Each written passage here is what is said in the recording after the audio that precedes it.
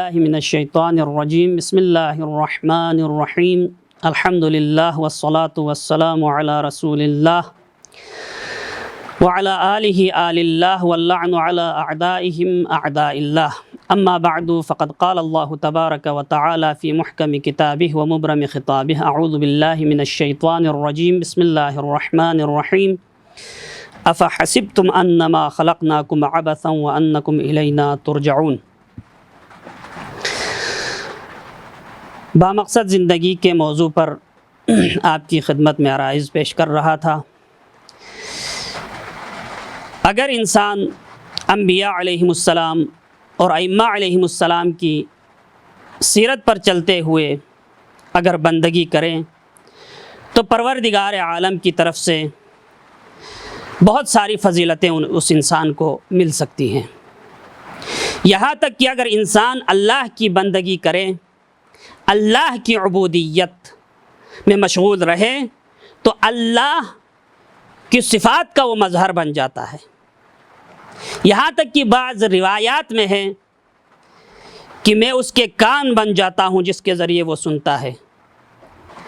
کنت سمعہ الذی یسمع بہ، سمعہ الذی یسمع بہ، میں اس کا وہ کان بن جاتا ہوں جس کے ذریعے وہ سنتے ہیں، اس کی آنکھ بن جاتا ہوں، اس کا ہاتھ بن جاتا ہوں، یہ روایات میں ہے۔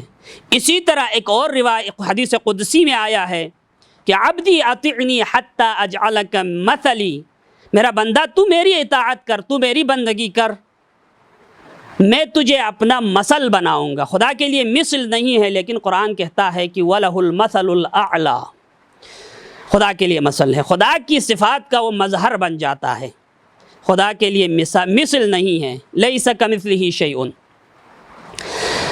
دیکھیں، ہم اگر ائمہ اور انبیاء کی زندگی کا اگر مطالعہ کریں، حضرت عیسیٰ علی نبینا وآلہ وعلیہ السلام نے اپنا تعارف جب کرایا تو فرمایا انی عبداللہ، میں اللہ کا بندہ ہوں۔ جب بندگی میں اتنے آگے چلے گئے تو وہ مظہر صفات خدا بن گئے، پرندوں کو خلق کرنا شروع کر دیا، مردوں کو زندہ کرنا شروع کر دیا، اسی طاقت اللہ نے عطا کی۔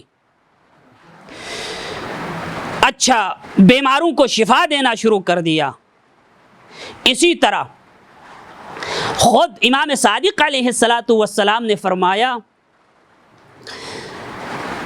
کہ فضیل سے فرمایا، اے فضیل، العبودیت جوہرۃ کنہا الربوبیہ، عبودیت اور بندگی ایک ایسا جوہر ہے جس کا باطن اور جس کی حقیقت ربوبیت ہے۔ یہاں پر یہ مراد نہیں ہے کہ بندہ بندگی کی وجہ سے رب بن جاتا ہے، نہیں۔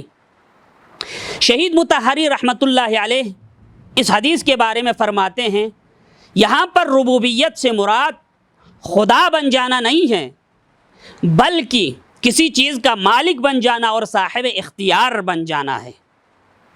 انسان جب بندگی کرتا ہے تو وہ بہت ساری چیزوں کا مالک اور صاحب اختیار بن جاتا ہے، خدا اس کو بناتا ہے۔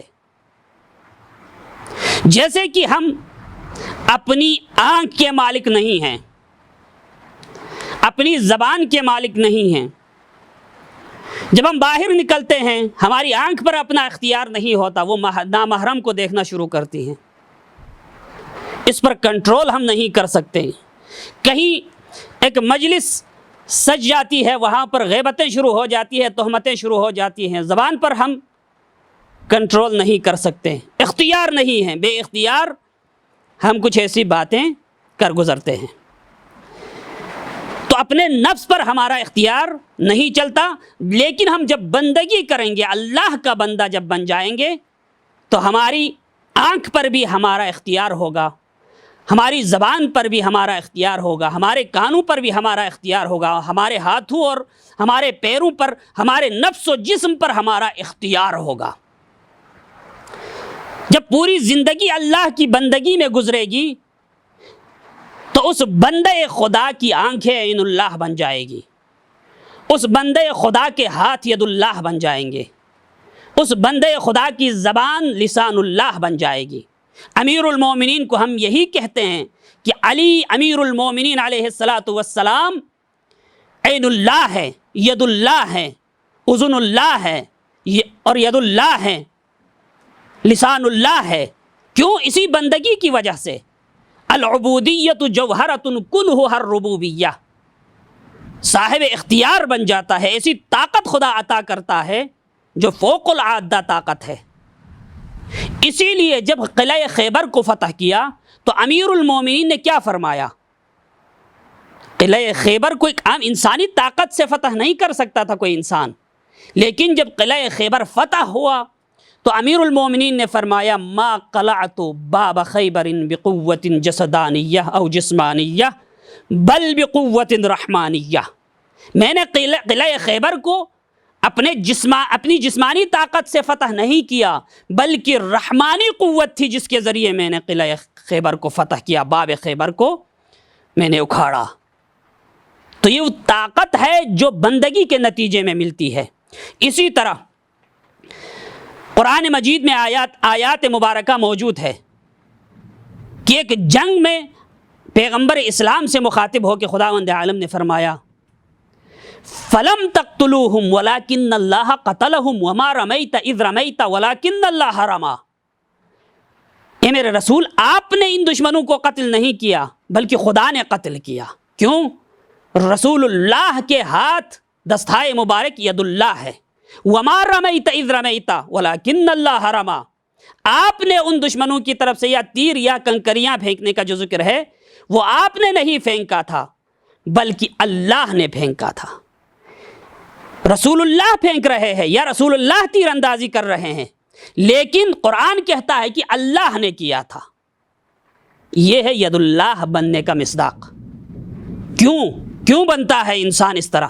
اس لیے کہ انسان بندگی کی اس منزل پر پہنچتا ہے کہ وہ مظہر صفات خدا بن جاتا ہے، خدا کی طاقت کا مظہر بن جاتا ہے، خدا کی عدالت کا مظہر بن جاتا ہے، خدا کی رحمت کا مظہر بن جاتا ہے۔ کیا رؤوف الرحیم خدا کا نام نہیں ہے؟ قرآن نے رسول اللہ کے لیے رؤوف الرحیم کا لفظ استعمال کیا۔ کیوں؟ اس لیے کہ رسول اللہ بندگی کی وجہ سے مظہر صفات خدا بن گئے۔ تو اس بندگی کا ایک نتیجہ یہ ہے کہ اللہ اپنی صفات کا مظہر بنا دیتا ہے اس شخص کو، اس بندے کو، اگر اس نے اپنی زندگی با مقصد گزاری، اللہ کی بندگی میں گزاری، تو اللہ اس کو ایسی طاقتیں عطا کرتا ہے کہ جو عام انسانوں کو نہیں ملتی۔